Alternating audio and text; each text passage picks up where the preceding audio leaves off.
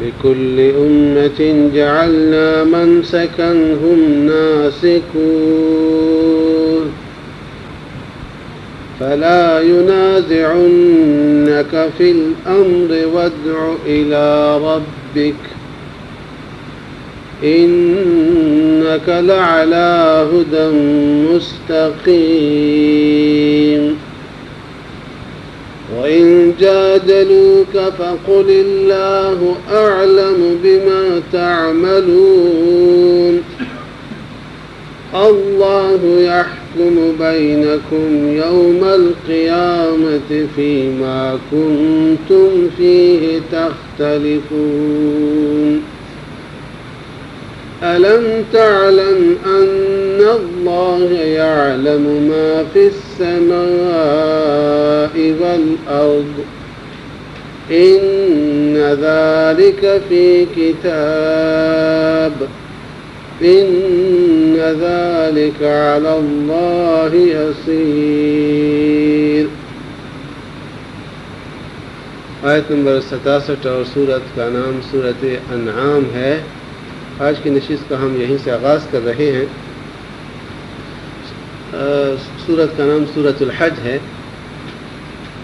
سورت الحج اکثر حصہ اس سورت کا مکی ہے اور حضرت عبداللہ بن عباس رضی اللہ تعالیٰ کے مطابق بعض آیات کریمہ اس کی مدنی ہیں اور بعض آیات وہ ہیں جو دوران ہجرت نازل ہو چکی ہیں.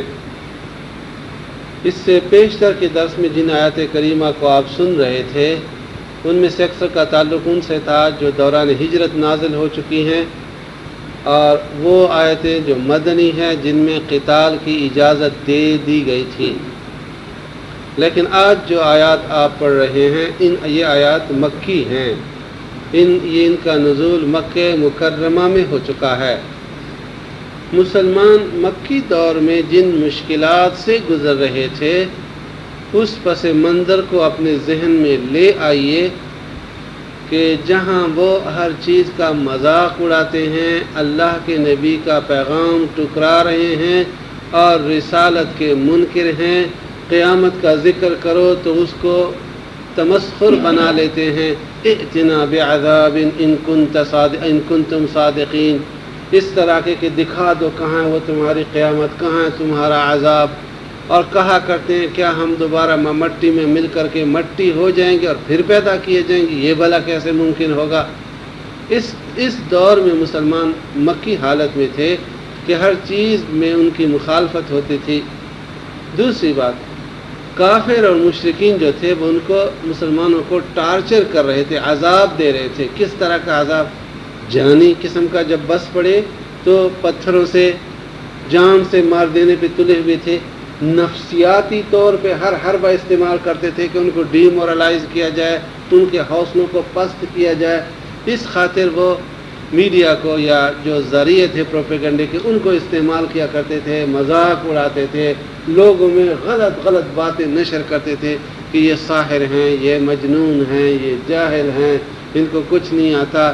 یفرقون بین المرء وزوجہ، فوراً لوگوں میں جدائی لا دیتے ہیں. میاں بیوی جو ایک ساتھ رہتے ہیں انہیں بھی جدائی لا دیتے ہیں. اس طرح کے پروپیگنڈے وہ کیا کرتے تھے مسلمانوں کے خلاف، اللہ کے نبی علیہ الصلوۃ والسلام کے خلاف. اب اس پس منظر کو ذہن میں لائی کہ مکی آیات کریمہ ایسے عالم میں نازل ہو رہی ہیں اور ان آیات کریمہ سے ان مشرکین کی رہنمائی مطلوب ہے کہ کسی طرح ان کے دل میں توحید بیٹھ جائے، رسالت کا تصور ان کے سامنے واضح ہو جائے. کیونکہ رسالت کے بارے میں دھندلے اذہان تھے ان کے. کبھی تو کہا تھا نبی کوئی ملک ہونا چاہیے، فرشتہ ہونا چاہیے، نبی جو ہے غیر معمولی شخصیت ہونے چاہیے. کبھی نبی کے بارے میں کہا کرتے تھے رجل من مدینتین، ان دو بڑے شہروں میں سے کوئی بڑا آدمی ہو، ان میں سے کسی پہ نبوت نازل ہونی چاہیے.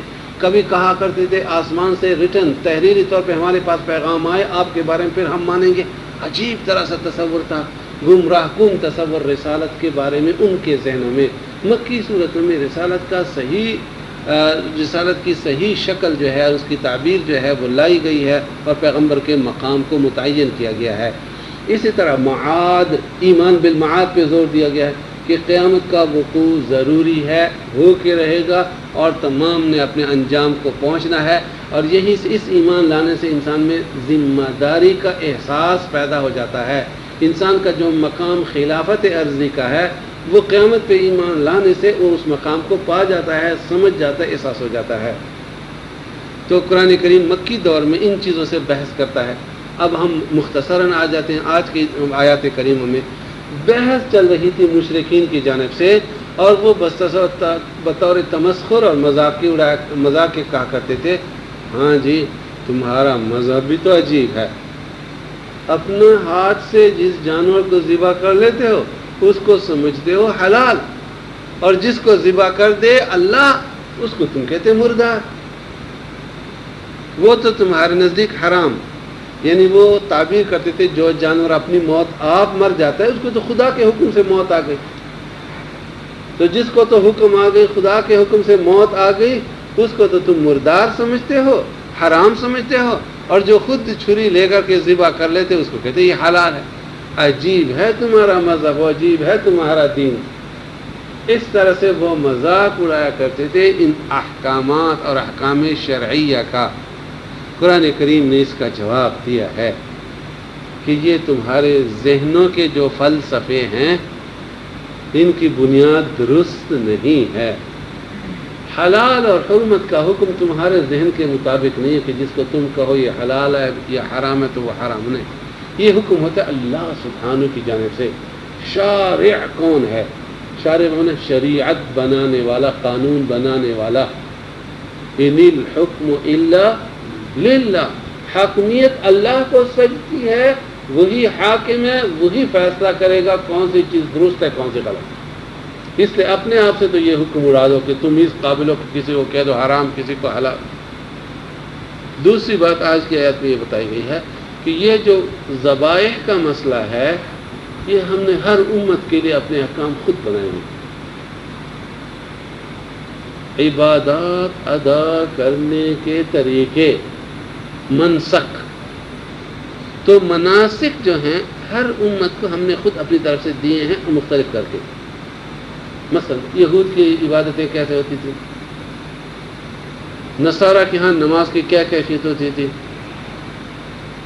حضور کریم علیہ الصلوۃ والسلام جو پیغام لیا اس میں عبادت کا کیا طریقہ ہے۔ منسک اگر قربانی اور ذبح کے معنی میں لے لیجئے تو قربانی اور ذبح کے احکام جدا تھے جدا لوگوں کے لیے۔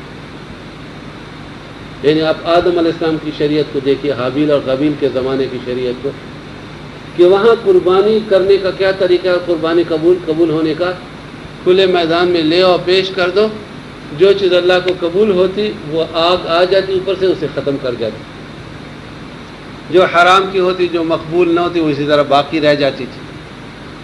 اس شریعت میں قربانی کا یہ طریقہ تھا اور مال یوں پیش کیا جاتا تھا۔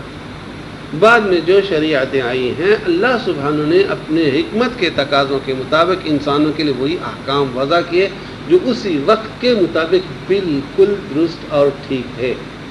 رسالت محمدیہ جب آئی ہے تو چونکہ یہ جامع ہے اور قیامت تک باقی رہنے والی رسالت ہے، اس لیے اس کے احکام آخری شکل میں جامع شکل میں آئے جو رہتی دنیا تک کے لیے مناسب ہیں۔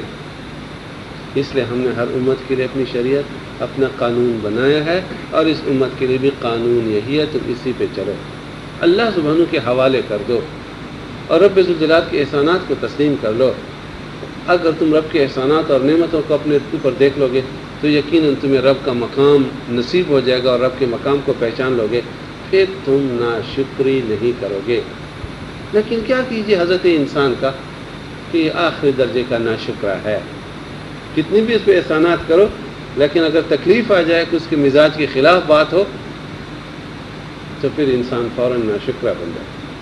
وہی وہ عورتوں والی بات کہ بیوی صاحبہ اگر تھوڑی بات پہ ناراض ہو گئی نا، پوری عمر جیسے ان کے بارے میں مشہور ہے کہ عورت کو پوری عمر خوش رکھو لیکن ایک دن اگر اس کے مزاج کے خلاف ہو نا پھر کہے گی جب سے تمہارے گھر میں آئی ہوں نا آج تک کوئی اچھی چیز دیکھی نہیں، سب پہ یہ پانی پھیر دے۔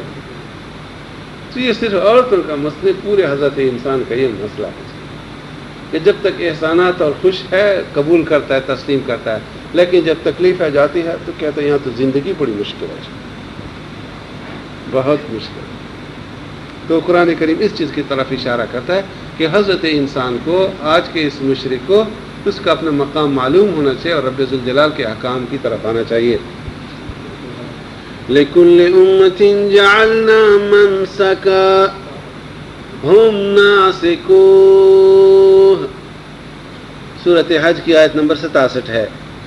لِكُلِّ أُمَّةٍ جَعَلْنَا، ہر امت کے لیے مقرر کر دیا ہے ہم نے، منسکن طریق عبادت، ہم ناسکوہ جس کے مطابق اس نے چلنا ہے۔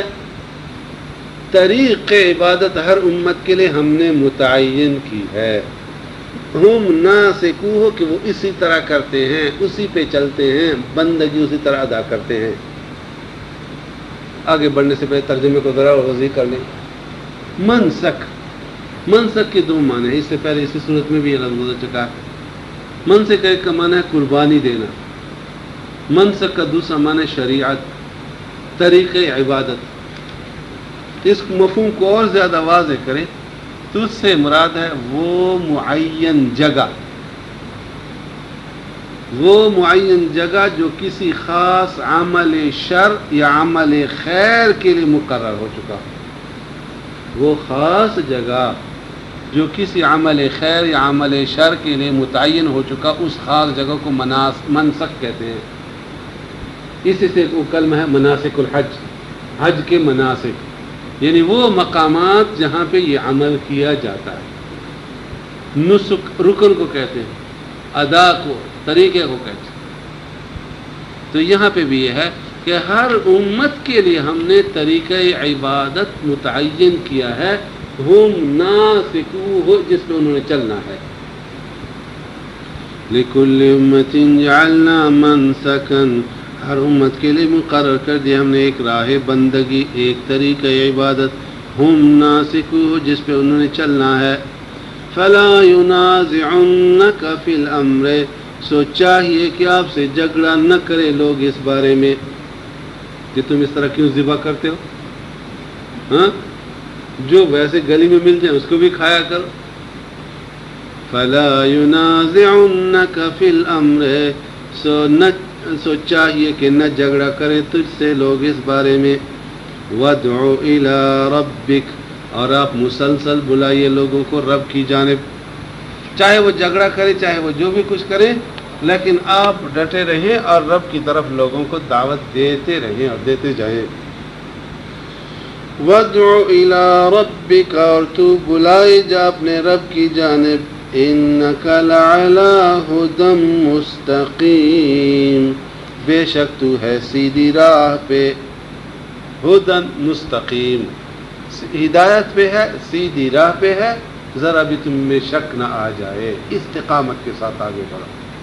اگر لوگ ایسا مذاق اڑائیں تو اس سے آپ کے استقامت میں فرق نہ آ جائے۔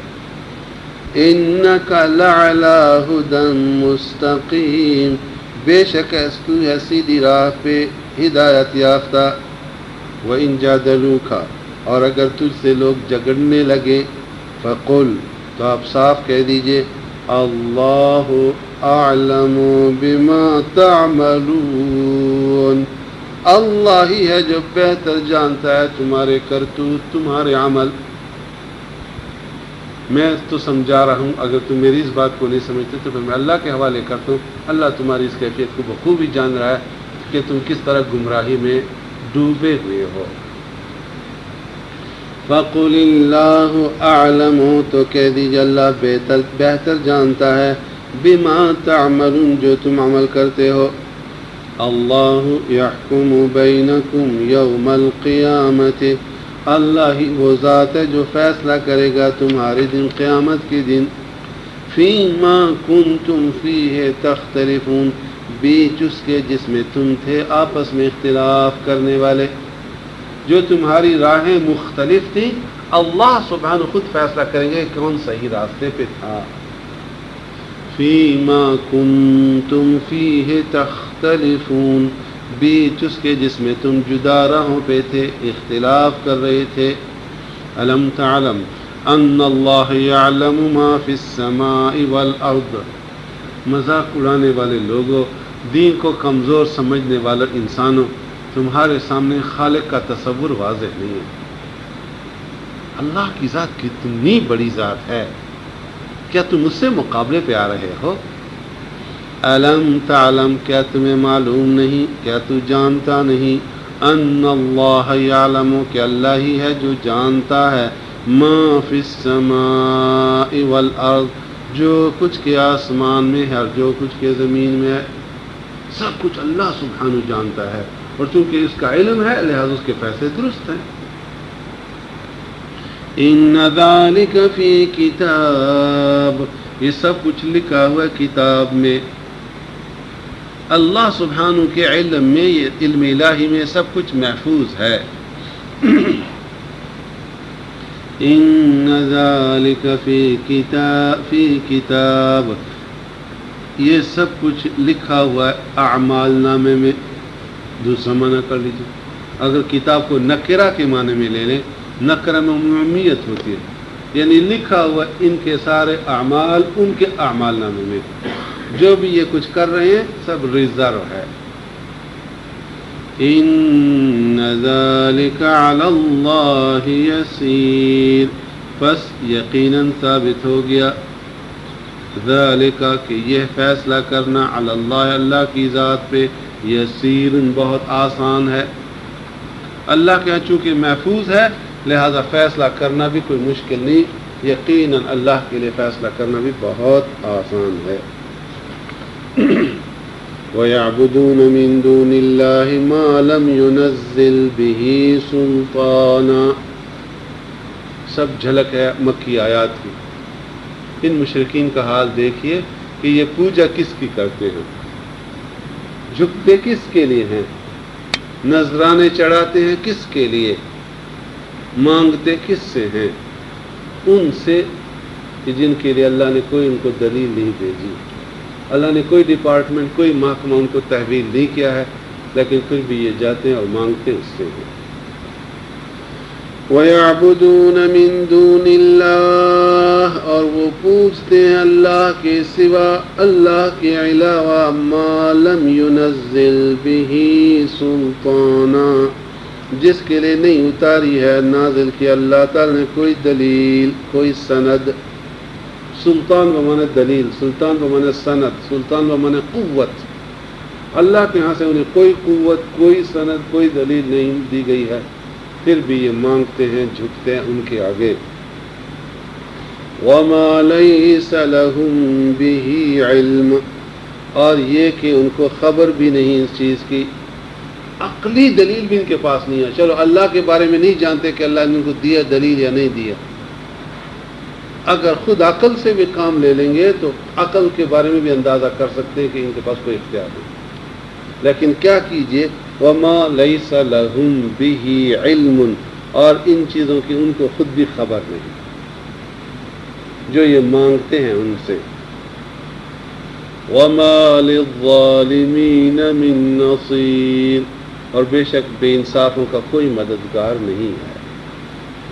حضرت انسان کو اشرف المخلوقات بنایا، وَلَقَدْ كَرَّمْنَا بَنِي آدم، اس کی ہم نے تکریم کی ہے، پھر بھی اس کی تکریم اور اس کی اشرف المخلوقات ہونے کے ناطے سے پھر بھی اپنے مقام کو نہیں پہچانتا اور جھکتا ہے مخلوق کے سامنے، تو یہ بے انصافی ہے۔ وَمَا لِلظَّالِمِينَ مِن نَصِيرٍ، اور بے انصافوں کے لیے کوئی مددگار نہیں۔ وَإِذَا تُتْلَى عَلَيْهِمْ آيَاتُنَا بَيِّنَاتٍ تَعْرِفُ فِي وُجُوهِ الَّذِينَ كَفَرُوا الْمُنكَرَ، ان کی صورتحال ہے، آبزرویشن ہے کہ اب دیکھیے تو صحیح ان کو، جب تلاوت کی جاتی ان پہ، جب سنائی جاتی ہیں انہیں آیاتنا، ہماری آیات، ہمارے احکام، ہماری نشانیاں، بینات، اور وہ نشانی جو صاف صاف ہیں، کھلی اور واضح آیات کریمہ ہیں، تو ان آیات کے سنانے پہ کیا ہوتا ہے، تعرف فی وجوہ الذین کفروا، تو دیکھے گا، پہچانے گا ان کافروں کے منہ پہ المنکرہ کے بری شکلیں بن گئی. اللہ کے احکام اللہ کی آیتیں سنائی جاتی ہیں، ان کے منہ جو ہے نا چہرے جو فق سے اڑ جاتے ہیں اور زرد ہو جاتے ہیں. یہ ساری باتیں ان کو اوپری نظر آتی ہیں اور کہتے ہیں اجعل الآلہۃ الہا واحدا ان ھذا لشیء عجیب. دیکھو تو صحیح، اتنے سارے سائیوں کو چھوڑ دیا اور ایک کی بات کر رہے، تمام کو ایک خدا بنا لے. ان ھذا لشیء عجیب، تو بڑی عجیب و غریب بات ہے. یعنی مشرکین کو یہ بات بڑی عجیب لگتی تھی کہ دوسروں کو کیوں نہیں مانتے آپ؟ اتنے سارے ٹھاکر ہیں، اتنے سائی ہیں، اتنے شریف ہیں، اتنے یہ ہیں، اتنے وہ ہیں، کسی کو بھی نہیں مانا جاتے. یہاں تو اجعل الآلہۃ الہا واحدا ان ھذا لشیء عجیب. یہ تو بڑی عجیب و غریب صورتحال ہے. تو جب بھی ہماری آیات ان کے سامنے پڑھی جاتی ہیں تو ان کی شکلیں بگڑ جاتی ہیں، برے ہو جاتے ہیں ان کے چہرے، اور حالت کیا ہو جاتی ہے اس کے بعد؟ یکادون یسقون بالذین یتلون علیہم آیاتنا. یوں لگتا ہے، یکادون یوں لگتا ہے، قریب ہے کہ ایسا ہو. کیسے؟ یسقون کہ وہ ٹوٹ پڑے، پل پڑ جائیں، حملہ کر دیں، بالذین ان لوگوں پہ، یتلون علیہم آیاتنا جو ان پہ ہماری آیات پڑھتے ہیں. یعنی مارے غصے، حسد، غضب کی ان کا یہ عالم ہوتا ہے کہ جیسے وہ چاہتے ہیں کہ ان پہ ابھی پل پڑ کے ختم کرتے ہیں اور دانتوں سے کچا کچا کھا جائیں. ان مشرکوں کی یہ حالت ہے. حق ان سے نہ دیکھا جاتا ہے نہ ان سے سنا جاتا ہے. وَإِذَا تُتْلَى عَلَيْهِمْ آيَاتُنَا بَيِّنَاتٍ، اور جب تلاوت کی جاتی ان پہ، سنائی جاتی ان پہ ہماری آیتیں صاف صاف، تعرف فی وجوہ الذین کفروا، تو تو دیکھے گا، تو پہچانے گا ان منکروں کے چہرے پہ، المنکرہ برائی کو اور بری شکل کو. منکر برائی کو کہتے ہیں، معروف کے مقابلے میں منکر ہے. یکادون یوں لگتا ہے، کادا یکادو من یوں لگتا ہے، قریب ہے، نزدیک ہے. یکادون یوں لگتا ہے، یسطون کہ وہ حملہ کر لیں، ٹوٹ پڑ جائیں، بالذین ان پر، یتلون علیہم آیاتنا جو پڑھتے ہیں ان پہ ہماری آیات. قل افانبئکم بشر من ذالکم، ایسے موقع پہ آپ کہہ دیجئے ان سے، کیا میں تمہیں خبر نہ دوں بدتر اس سے جس میں تم ہو. آج تو آیات سننے پہ تمہارا یہ ری ایکشن ہے اور حسد کے مارے جلے جا رہے ہو، ہاں، اور ٹوٹ پڑنے کے لیے تیار ہو رہے ہو. اگر میرے پاس کوئی خوشخبری ہے تو وہ بھی خوشخبری بھی شر کی شکل میں ہے تمہارے لیے، اور آنے والی شر جو ہے، آنے والی آفت، وہ آج کی تمہارے اندر کی تکلیف سے زیادہ تکلیف دہ ہے. قل آپ کہہ دیجئے، افانبئکم کیا میں بتلا نہ دوں تمہیں، بشر من ذالکم بدتر اس سے جس میں ہو تم. اور وہ کیا خبر ہے؟ النار. کس چیز کی خبر ہے؟ آپ کی خبر ہے. النار وعدها اللہ الذین کفروا وبئس المصیر. آگ کی خبر تمہیں دیتا ہوں کہ تمہارے لیے آگ متعین ہو چکی ہے. وعدہ کیا اللہ تعالیٰ نے منکروں کے ساتھ اس بات کا کہ ان کو مزہ چکھائے گا. وبئس المصیر، اور کیا برا ٹھکانہ ہے، کیا بری جگہ ہے لوٹنے کی، کیا بری جگہ ہے انجام کو پہنچنے کی، کہ اس کا انجام آگ ہو جائے. دو آیتیں اور ساتھ ملائیے. یا ایھا الناس ضرب مثل فاستمعوا له ان الذين تدعون من دون الله لن يخلقوا ذبابا ولو اجتمعوا له. عجیب و غریب چیلنج ہے جو قرآن کریم نے دیا. یہ لوگ جو غیر اللہ کو مخلوق کی ساری چیزوں کو خدا بنائے بیٹھے ہیں، بھگوان بنائے بیٹھے ہیں اور اس کی پوجا کرتے ہیں، اس کو کہتے ہیں مشکل کشا، اس کو کہتے ہیں مختار کل، اس کا نام رکھا ہے بگڑی بنانے والا، اس کا نام رکھا ہے کشتی پار کرنے والا، کیا کیا نام ہے جو رکھے ہیں انہوں نے۔ اے پیغمبر ان سب کے سامنے کہہ دیجئے یا ایھا الناس ضرب مثل، ایک مثال پیش کی جاتی ہے تمہارے سامنے، فاستمعوا له، ذرا اس پہ تو غور کر لو۔ وہ مثال یہ ہے ان الذین تدعون من دون اللہ، وہ سب جن کو تم پکارتے ہو اللہ کے سوا، ایک کو بارش کا بنایا ہوا ہے، اس کو روزی کا، ایک کو پتر دینے والا ہے، اس کو دی دینے والا ہے، ایک کو دبئی کا ویزا دینے والا بنایا ہوا ہے، مختلف ہیں جو عہدے تقسیم کیے تم لوگوں نے۔ ان الذین تدعون من دون اللہ، وہ جن کو پوجتے ہو تم اللہ کے سوا، یہ سارے کے سارے مل کر لن یخلقوا ذبابا، سب مل کر کے ایک مکھی بھی پیدا نہیں کر سکتے۔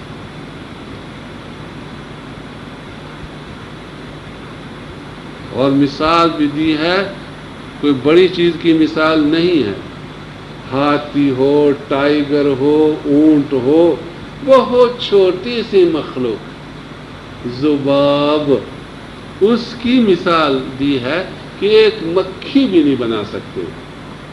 وَلَوِ اجْتَمَعُوا لَهُ، اور اگر دنیا کے سارے ٹھاکر جو ہیں جمع ہو جائیں اللہ کے مقابلے میں کہ وہ مکھی پیدا کر لیں تو نہیں کر سکتے۔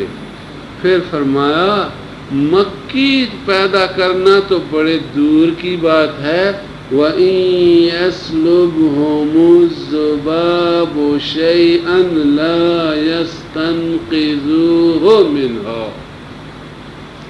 اگر مکھی آ جائے اور جو اس کے سامنے شریف کے سامنے یا سائیں کے سامنے یا بھگوان اور ٹھاکر کے سامنے رکھی ہیں چیزیں، مکھی آ کر کے وہ سارے حلوے بانڈے اور گلاب جامن کھا لے، یہ سارے خدا مل کر کے وہ مکھی کے پیٹ سے اپنا جو حلوہ ہے وہ نکال سکتے؟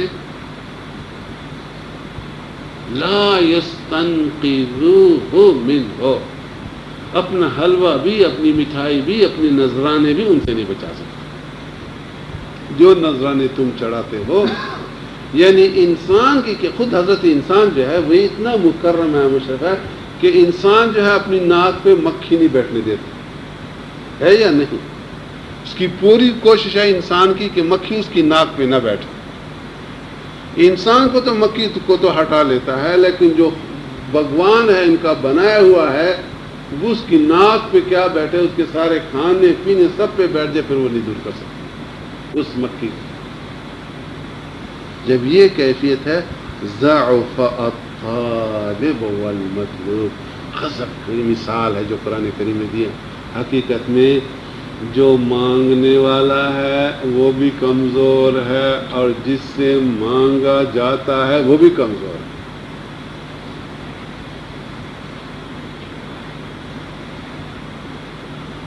وہ ایک سجدہ جسے تو گراں سمجھتا ہے، ہزار سجدوں سے دیتا ہے آدمی کو نجات۔ وَإِن يَسْلُبْهُمُ الذُّبَابُ شَيْئًا، اور اگر کچھ چھین لے ان سے مکھی، لا يَسْتَنقِذُوهُ مِنْهُ، تو وہ نہ چھڑا سکے اس مکھی سے وہ چیز۔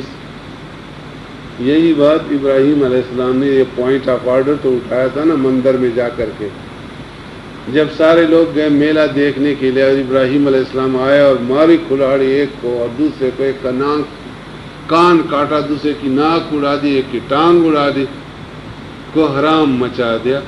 تو آخر میں جب پیشی حضرت ابراہیم علیہ السلام کی تو ابراہیم علیہ السلام نے یہی نقطہ اٹھایا، کیا یہ تمہیں نفع دے سکتے ہیں؟ کیا یہ تم سے نقصان دور کر سکتے ہیں؟ کیا یہ اپنا بچاؤ کر سکتے ہیں اپنی جان؟ ان کے سامنے جو تم گلاب جامن رکھ لیتے ہو، مندر کا چوہا آ جاتا ہے ان سے کھا جاتا ہے، وہ اس کو نہیں بچا سکتا۔ ہاں وہی کیڑے مکوڑے آ جاتے ہیں، اس سے کھا جاتے ہیں ان کے سارے نذرانے، اور یہ اس کو نہیں بچا سکتے۔ جس کی یہ حالت و کمزوری میں تو یہ پوجا کے قابل کیسے ہو سکتے؟ لوگ سٹ پٹا گئے سارے، کچھ جواب نہ پن پڑا، بس ابلیس نے یہ پٹی پڑا دی کہ ان کی باتیں نہ سنو، سیدھا آگ میں ڈالو، اس کو ختم کرو۔ وَإِن يَسْلُبْهُمُ الذُّبَابُ شَيْئًا، اور اگر چھین لے مکھی کوئی چیز ان سے، لَا يَسْتَنْقِذُوهُ مِنْهُ، تو نہ چھڑا سکے مکھی سے وہ اپنی چیز۔ ضعف الطالب، کمزور ہے چاہنے والا بھی، والمطلوب، اور جو جس کو چاہا جاتا ہے وہ بھی کمزور ہے۔ ما قدر اللہ حق قدرہ، آخری نقطہ، پتے کی بات۔ حضرت انسان کی کیفیت یہ ہے، مشرکین کی کیفیت یہ ہے، ما قدر اللہ، نہیں قدر کی اللہ تعالی کی ان لوگوں نے، حق قدر ہی، جیسا کہ اس کی قدر کرنے کا حق ہے۔ رب ذوالجلال سبحانہ کو وہ مقام نہیں دیا جس مقام کے وہ متناسب ہے، وہ قابل ہے، بلکہ کہتے ہیں رب کو بھی مانتے، اس کا تو انکار نہیں کیا، لیکن رب کے ساتھ دوسروں کو بھی ساتھ ملا دیا۔ دوسرے بھی تو ولی ہے، اگر ولی نہ ہوتے یہ زمین نہ ہوتی۔ ساتھ یہ بھی کہتے تھے یہ زمین جو قائم ہے نا کسی ولی کی وجہ سے تو قائم ہے، تو اس سے اللہ کو بھی مانتے اور اللہ کے ساتھ کچھ اور کو بھی مانتے ہیں۔ وما قدر اللہ، ما قدر اللہ حق قدرہ، کتنے احسان فراموش ہیں کہ نہیں قدر کی اللہ تعالیٰ کی انہوں نے، حق قدر ہی، جیسا کہ قدر کی جانی چاہیے۔ ان اللہ لقوی عزیز، بے شک اللہ ہے العلیم من الشیطان الرجیم، بسم اللہ الرحمن الرحیم۔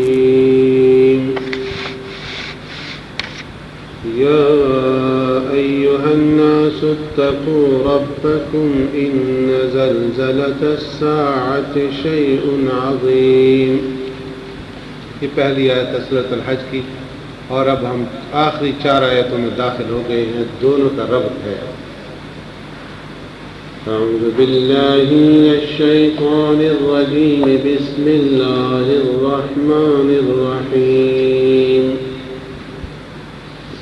اللہ یصطفی من الملائکۃ رسلا ومن الناس، ان اللہ سمیع بصیر، یعلم ما بین ایدیہم وما خلفہم، وإلی اللہ ترجع الأمور۔ یا ایہا الذین آمنوا ارکعوا واسجدوا واعبدوا ربکم وافعلوا الخیر لعلکم تفلحون۔ سورۃ الحج کے اختتام میں داخل ہو گئے ہیں، اور یہ آخری 4 آیتیں ہیں جو آج ہم آیت نمبر 75 سے آغاز کر رہے ہیں۔ ابتدا میں سورۃ الحج کی ابتدا ایسی حالت میں ہو چکی ہے جہاں زلزلۃ الساعۃ شیء عظیم، قیامت، اس کے وقوع اور آخرت میں حساب کتاب کا پورا تصور دیا گیا، اور آخرت پہ ایمان لانے کی دعوت دی گئی۔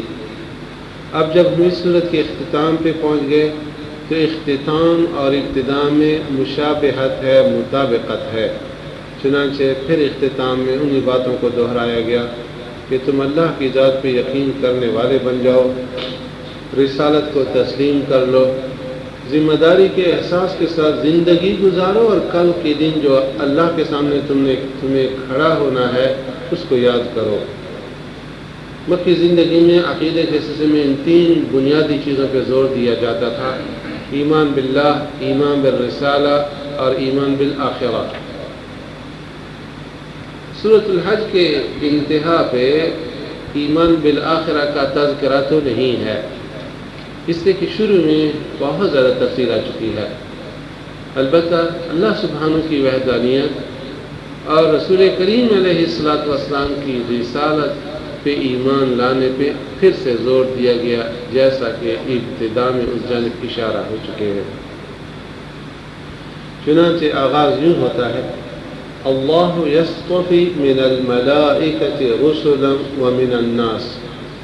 یہ اللہ ہی کی ذات ہے جو چانٹ لیتا ہے، پسند کر لیتا ہے، چن لیتا ہے، من الملائکۃ رسلا، فرشتوں میں سے ایلچی، ومن الناس، آدمیوں میں سے۔ اللہ سبحانہ ایلچی پیغمبر بنانا چاہتا ہے، چنانچہ فرشتوں میں سے جس فرشتے کو چاہے اسے یہ ذمہ داری دے جاتا ہے، اور بنی آدم میں سے، انسانوں اور آدمیوں میں سے جس کو چاہے یہ ذمہ داری دے جاتے ہیں۔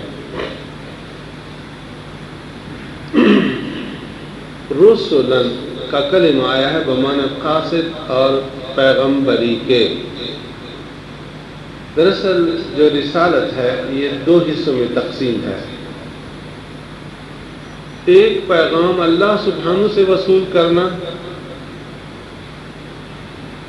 اور انسانوں میں سے جس انسان کے پاس پہنچانا مقصود ہے اس تک پہنچانا۔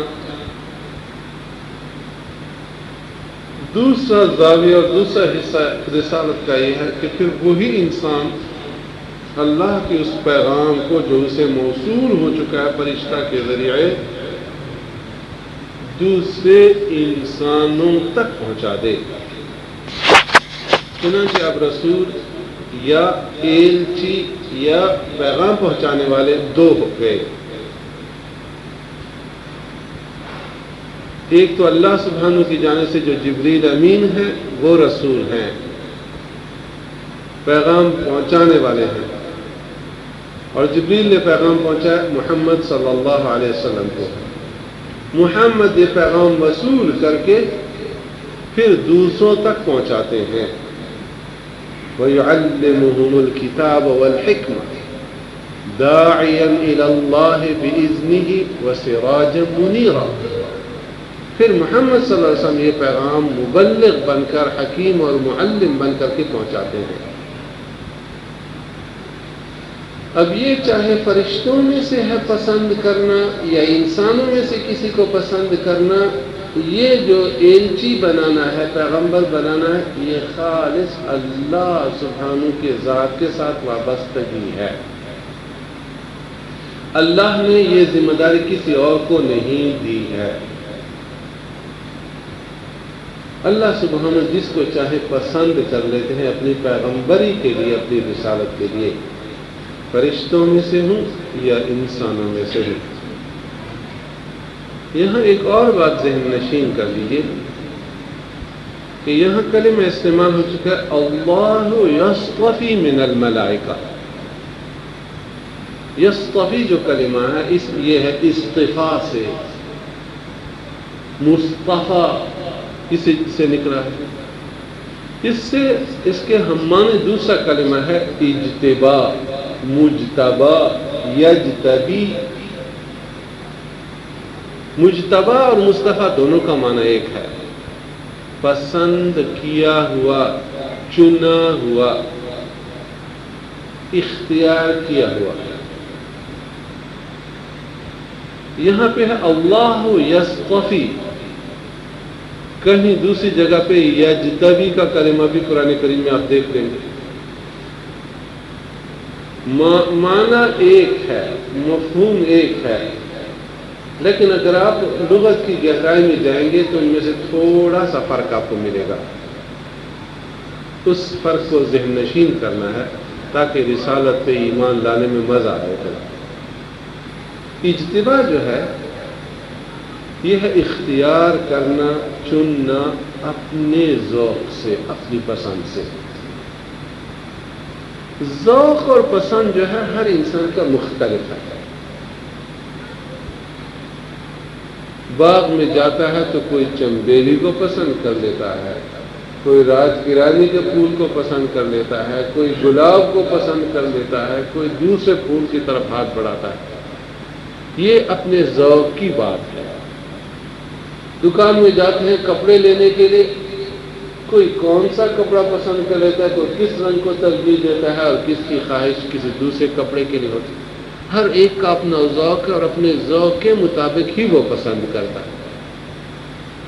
یہ ذوق کے مطابق پسند کرنا اس کو کہتے ہیں اجتباء.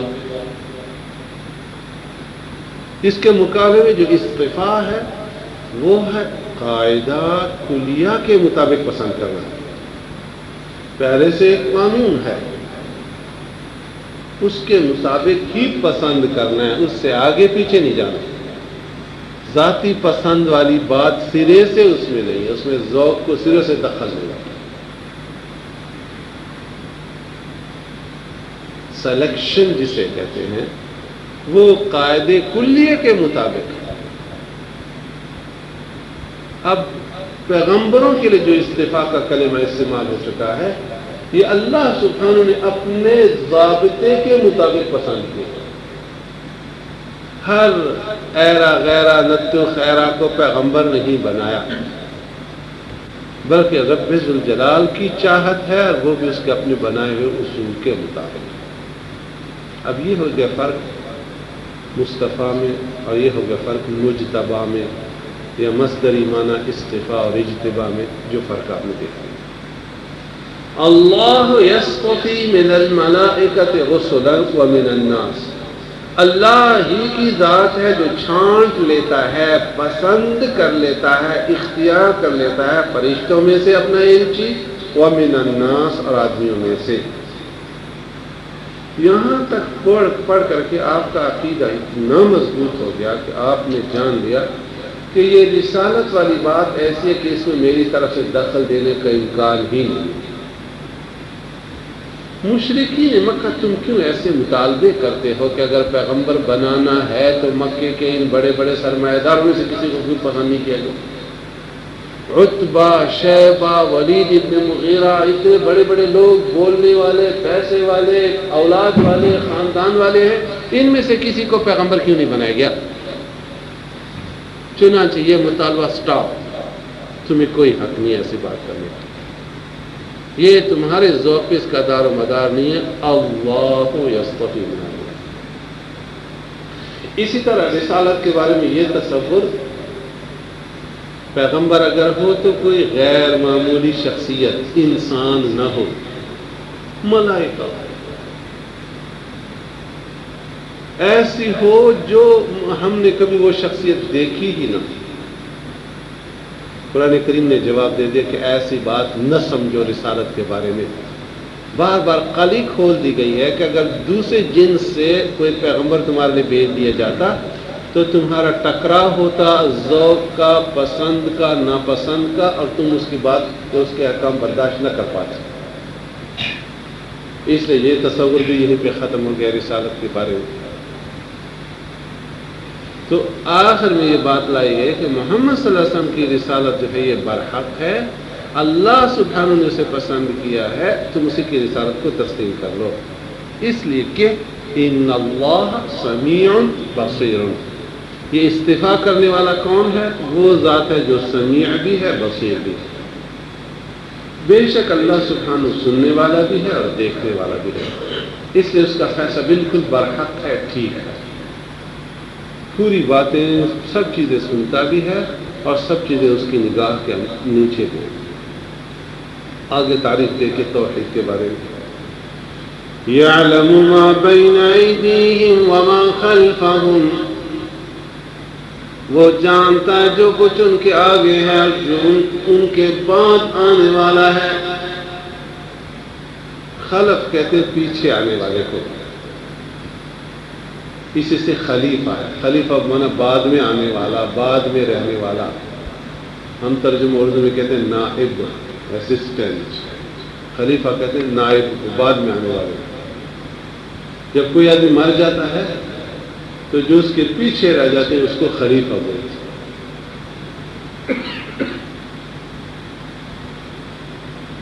وارث جو ہوتے ہیں یہ سب نائب ہوتے ہیں مرنے والے کے،